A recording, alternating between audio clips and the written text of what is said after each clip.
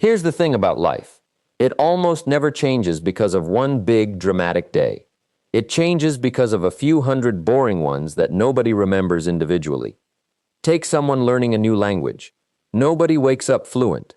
There's months of mangled pronunciation, words you forget the second you need them, days where you swear you're getting somewhere, and days where you feel like you've lost all of it. Then one afternoon, out of nowhere, you're mid-conversation, and it just works.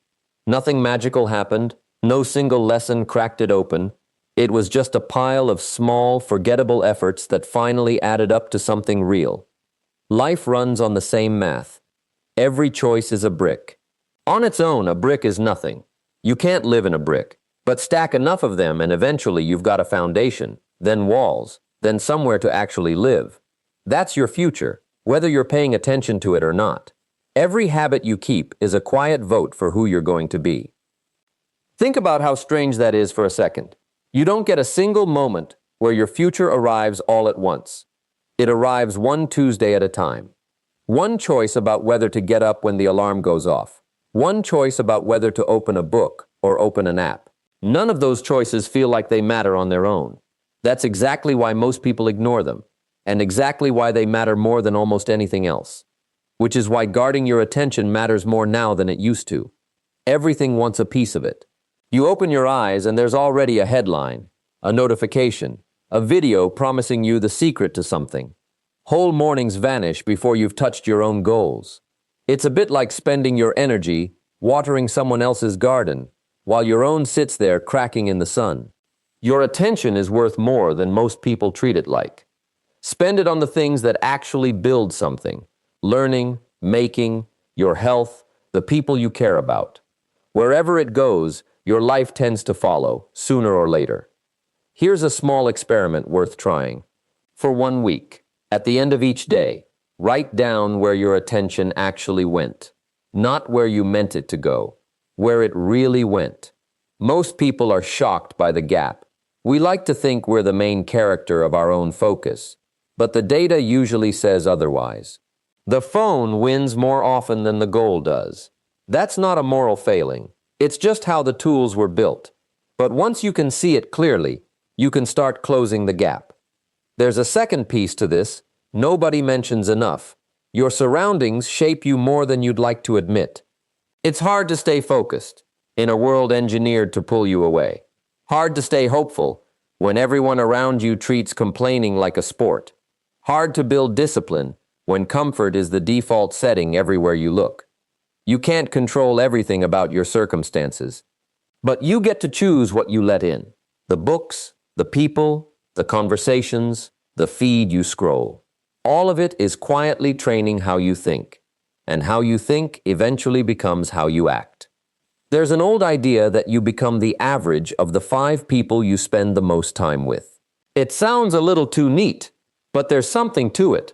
Not because those people are controlling you, but because you absorb their standards without noticing. Their idea of normal quietly becomes your idea of normal. If everyone around you thinks getting up early is extreme, it starts to feel extreme to you too. If everyone around you treats reading as a chore, you start treating it that way as well. So it's worth asking, are the standards around me pulling me up or holding me where I already am? Worth asking yourself sometimes. What are my daily habits actually turning me into? Not next year. Today. Identity isn't something you stumble on. It's something you assemble, one choice at a time. Pick honesty over the easy lie enough times, and you become someone with integrity. Pick learning over another hour of scrolling enough times, and curiosity becomes part of you. Pick showing up over making excuses enough times, and that's discipline, built brick by brick. None of that is one big moment. It's repetition, probably the most underrated teacher there is. Nobody claps for repetition. There's no highlight reel for the 40th time you did the unremarkable thing, but that's exactly why it works. The people who change the most are rarely the most talented people in the room. They're just the ones who kept showing up long after it stopped feeling exciting. And some days will just feel heavier. Motivation disappears. Progress feels invisible. quitting starts to sound like the reasonable option. That doesn't mean you're failing. It means you're a person having a bad day. One rough afternoon doesn't tell you anything about your ceiling, same as one storm doesn't tell you the whole climate. The people we look up to weren't spared the hard days. They just kept going after them. Resilience was never about dodging failure. It's about not letting a failure become the whole story of who you are. Think back on your own life for a second. There's probably something you once assumed you'd never get through. A breakup you thought would end you.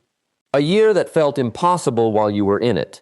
A version of yourself from 5 years ago who would honestly be a little amazed at how much you've handled since. And yet, here you are, still figuring things out, still moving. That alone says something about how much sturdier you are than you give yourself credit for. Nobody's actually got it all sorted, by the way, not even the people who look like they do. They're still working through their own stuff behind the scenes. Growth doesn't really have a finish line, and honestly, that's part of what makes it worth doing. There's always one more thing to learn, one more version of yourself worth becoming. One of the sneakier mistakes people make is comparing their own opening chapter to someone else's middle. We see the win, not the years that led up to it. We admire the confidence, not the doubt that came before it. We see the highlight reel, never the process behind it. Someone's 5 years of quiet, unglamorous work gets compressed into a 30-second clip, and we compare our messy day 1 to their edited year 10. Of course we come up short.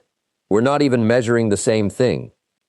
So instead of asking, why aren't I there yet? Try asking, what's one thing I can improve today? Small shift, but it moves you from frustrated to actually moving. Frustration keeps you stuck, replaying the gap. That one small question puts you back in motion. Looking back later, the moments that really change things rarely feel dramatic in the moment. It's the morning you finally started. The night you almost quit but didn't. The conversation where you gave yourself a little more credit than usual. The habit you stuck with long enough that it just became who you are. Those only look like turning points in hindsight. While you're living them, they usually just feel like a regular Tuesday. That's worth sitting with for a second, because it changes how you should treat an ordinary day. If the turning points don't announce themselves, then any given afternoon might quietly be one. You don't get advance notice. You just get today and what you do with it. So don't write off today. Don't write off one decent decision, or 1 hour spent learning instead of drifting, or the simple act of showing up when nobody's watching or expecting anything from you. Nobody extraordinary built anything alone in a single leap. It's ordinary people making the same good choice over and over until it stops being a choice and starts being who they are. If you take one thing from this, your future isn't waiting around for a more polished version of you to show up. It's waiting for the version of you that's actually willing to start. Not once things get easier, not once the fear goes away, not once you've got it all figured out. Now. So take one real step today. Read a chapter, practice a skill, write a page, move for 20 minutes. Make that call you keep putting off. Start the thing that's been sitting in the back of your mind. It doesn't need to be perfect. It just needs to start. Most people wait for a clean, motivated, well-rested version of themselves to begin. That version rarely shows up on schedule. Start with the tired, imperfect version you actually have today. It's enough. Down the line, people might look at where you ended up and assume it was one lucky break, one dramatic turning point. You'll know better. It started quietly, with a decision to stop waiting, to trust the process, to get a little bit better each day. Nobody will see that decision happen. There's no camera on it. It happens in an ordinary room, on an ordinary day, and it looks like nothing at all from the outside. Because the life you actually want isn't built in leaps. It's built in thousands of small, unremarkable choices, made over and over, long after anyone's cheering you on for them, long after it stops feeling new, long after the excitement of starting something wears off, and all that's left is the plain, unglamorous work of continuing. And one day, without any fanfare, you'll catch your reflection and realize the person you always hoped to become is just standing there, looking back at you. Not because of one spectacular moment, because of all the ordinary ones you didn't give up on.